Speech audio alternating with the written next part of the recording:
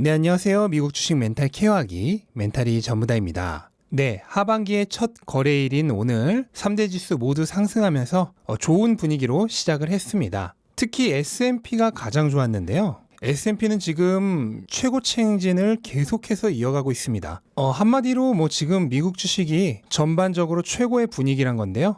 과연 이게 언제까지 지속될까 하는 것도 굉장한 관심사입니다. 네, 그리고 오늘 미국 재무부가 전 세계 130개 국가에서 최소 법인세 규정에 동의했다고 발표를 했습니다. 근데 이 발표에서 정확히 미국이 추진한 글로벌 최소 법인세는 15%죠. 미국 재무부가 이거를 추진하는 이유는 간단한데, 우선 유럽 등지에서 법인세를 10%대, 심지어 10% 초반대까지 낮추는 국가들이 등장을 하기 시작했는데, 이렇게 전 세계적으로 세금을 낮추는 추세가 이어지다 보니까 고과세를 부과하는 국가의 기업들은 상대적으로 경쟁력이 떨어지게 되었습니다. 또한 기업들이 저과세 지역을 찾아서 이전을 하는 문제 등도 발생을 하게 됐어요. 그래서 현재 미국은 21%인데 다른 나라들이 계속해서 법인세를 낮추게 된다면 미국에게 불리해지기 때문에 현재 이러한 정책을 추진하는 겁니다. 다만 국제 기준을 15% 정도로 설정했다는 것은 바이든 정부가 처음에 추진하려고 했던 법인세 인상의 가능성은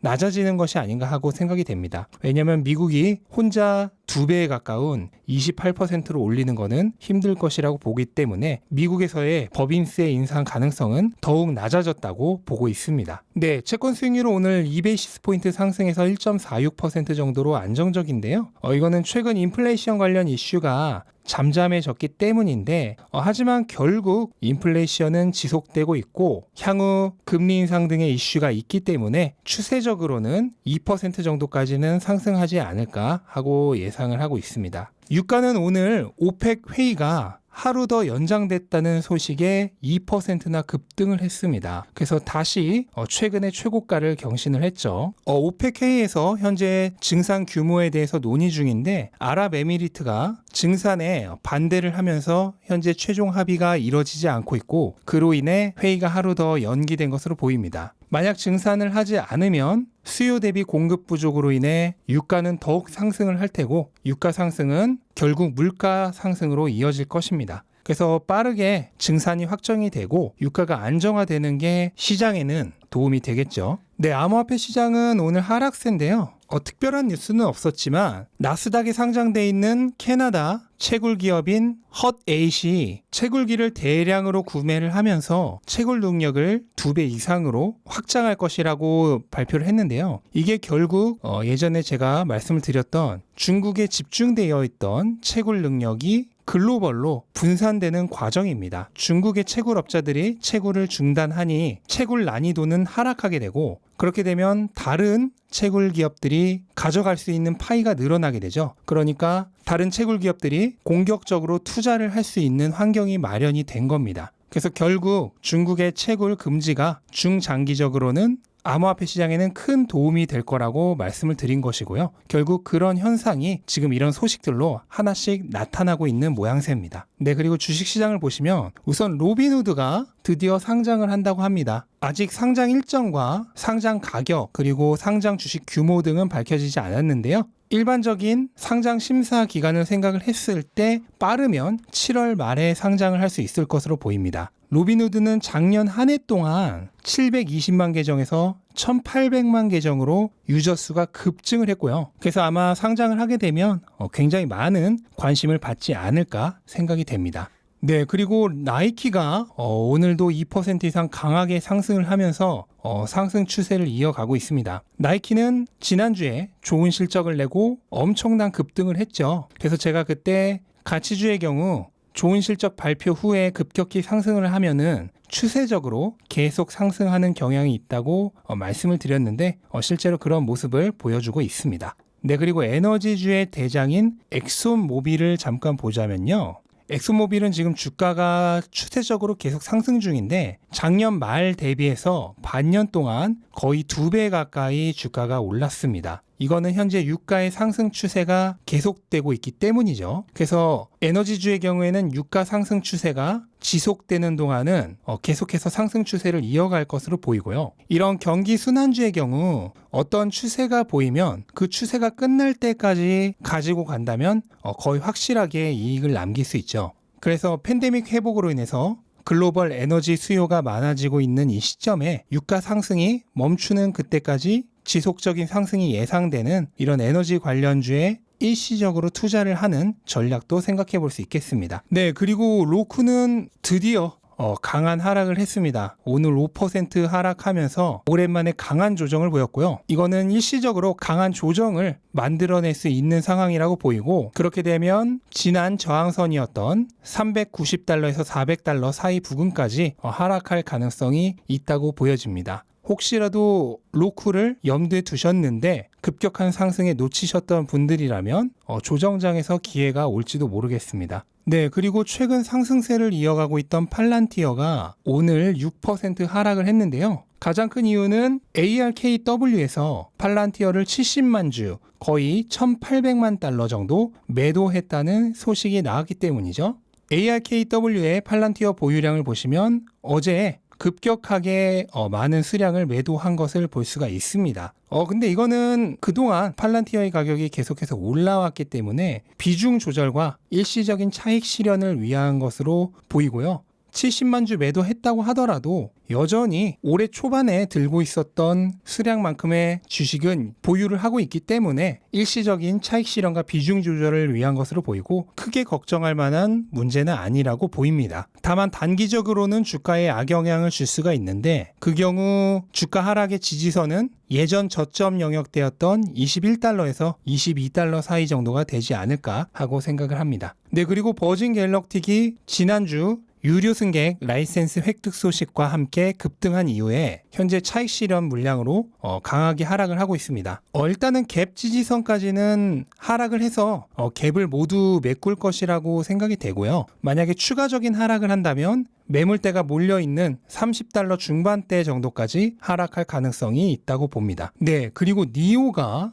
오늘 니오의 2분기 인도량 가이던스인 21,000대에서 22,000대 사이에 최상단인 21,900대의 인도량을 발표를 하면서 프리마켓에서부터 3% 상승하면서 강하게 시작을 했습니다. 하지만 장 시작 후 대량의 차익 실현 물량이 나오면서 주가가 강하게 하락하면서 마무리가 됐습니다. 이거는 일단은 첫 번째로 뉴스의 파라라가 나온 것이라고 생각을 합니다. 그동안 좋은 실적을 기대하고 주가가 굉장히 많이 상승을 했죠. 바닥권에서부터 한 달 반 사이에 거의 2배 가까이 상승을 했습니다. 그러니까 이거에 대한 뉴스의 파라라 차익 실현 물량이 나온 거고, 하지만 궁극적으로는 결국 시장 기대를 충족시킬 정도는 아니었기 때문이지 않을까 하고 생각을 합니다. 그동안 주가가 강하게 상승해 온 것은 분명 가이던스 이상의 실적을 발표할 것을 기대하고 올랐던 점도 있었던 거죠. 그러니까 아무리 숫자상으로 가이던스를 만족하는 좋은 수치를 내보내도 시장의 기대치를 채우지 못하면 결국은 하락을 하게 되어 있습니다. 그동안 올랐던 가격을 생각해야만 하는 거죠. 그래서 오늘 매우 강력한 장대 음봉이 출현을 했기 때문에 앞으로 조금 더 조정이 있을 가능성이 굉장히 크다고 생각을 합니다. 그래서 오늘 니오의 영향 때문인지 전기차 섹터가 전반적으로 굉장히 강하게 조정을 받았어요. 그리고 대부분 장 초반에는 좋았다가 장 후반에는 밀리는 니오와 거의 같은 패턴을 보여줬습니다. 그렇다면 아무래도 니오가 최근 급등했던 전기차 섹터에 대한 차익 실현의 트리거가 됐다고 볼 수가 있겠습니다. 네, 엔비디아는 오늘도 상승을 했는데요. 장중 한때 818달러까지 상승을 했습니다. 제 예상은 이미 여러 번 말씀드렸지만 주식 분할 전에 850달러 이상까지 가지 않을까 하고 생각을 하고 있고요.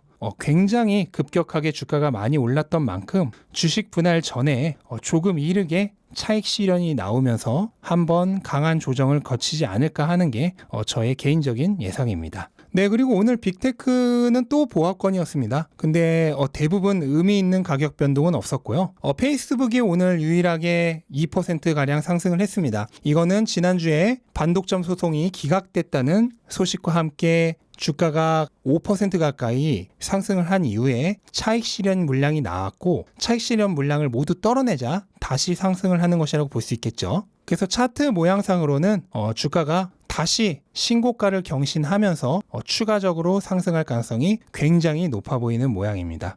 네, 테슬라는 장 초반에 2분기 인도량 발표에 대한 기대감으로 강하게 시작을 했는데요. 결국은 0.2% 정도 하락을 해서 마감을 했습니다. 이거는 오늘 강하게 조정을 받았던 전기차 섹터의 영향을 굉장히 많이 받은 것으로 보여집니다. 하지만 테슬라는 여전히 이번 주 예상 가격 범위 내를 지키고 있고요. 지금 모양을 보시면 6거래일 연속 가격이 제자리에 머물면서 가격 변동 폭이 좁아지고 거래량이 줄어들고 있습니다. 이거는 시장이 완벽하게 인도량 발표를 기다리고 있는 모양새죠. 근데 니오의 선례가 보여주듯이 결국 시장의 기대치를 채우냐 아니냐가 가장 중요합니다. 물론 테슬라는 니오처럼 가격이 많이 오르지 않았다는 것도 염두에 둬야 되겠죠. 그 얘기는 시장 기대도 니오만큼 높지는 않다는 것입니다. 그래서 제가 생각하는 분수령은 결국 20만 대가 아닐까 하고 생각을 합니다. 시장의 기대도 사람마다 제각각인데요. 웨드부시의 데나이브스는 2분기 인도량을 20만 5천 대에서 21만 대 정도로 보고 있고, 블룸버그의 전문가 집계에 따르면 20만 4천 대 정도, 그리고 팩트셋에서는 19만 8천 대 정도죠. 그리고 트로이 테스라이크는 최종 예상치로 19만 6천 대 정도를 내놨습니다. 그러니까 19만 한 5천 대에서 20만 5천 대 사이에 지금 예상이 다 몰려 있는 거예요. 그래서 거의 20만 대 정도가 평균 예측치가 아닐까 생각이 되는데, 20만 대란 거는 이제 인간에게는 상징적인 의미가 있는 수치죠. 그래서 새로운 이정표를 쓰는 그런 수치이기 때문에 20만 대를 넘냐 안 넘냐가 굉장히 중요할 것으로 보이고, 사실 뭐 20만 2천 대나 19만 8천 대나